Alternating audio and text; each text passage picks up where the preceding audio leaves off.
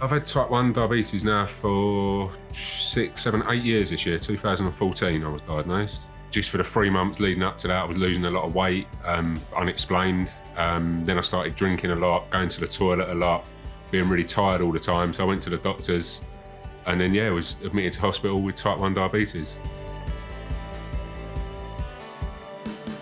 After I was diagnosed, it was like a huge shock initially.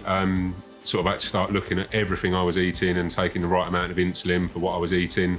It was just all completely foreign to me at that time, but you quickly learn and adapt to it. It's life-changing, but for me, it's been life-changing for the better. Sort of I'm healthier now than I would have been if I didn't get diabetes, to be honest.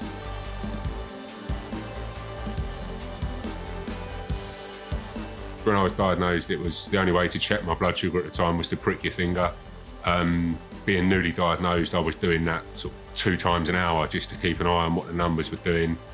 I would like to use the analogy, it's like driving a car without a speedometer, and then the Dexcom is the speedometer. All of a sudden you can make better decisions based on the data that's there, rather than just pricking your finger and getting a random number. You don't know if you're going up, down or flat. So it just really helps. It helps me to be proactive with my diabetes rather than reactive. For me, the best feature I can see at the moment of the G7 is the reduced warm-up time. The fact if you put it in from scratch, it's half an hour warm-up. That's quite a big deal because you don't get that 2-hour window of no data.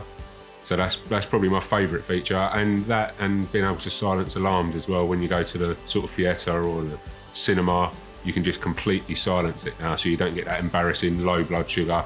You can still get the notification, but it doesn't make your phone make a noise at all. That's a great step forward.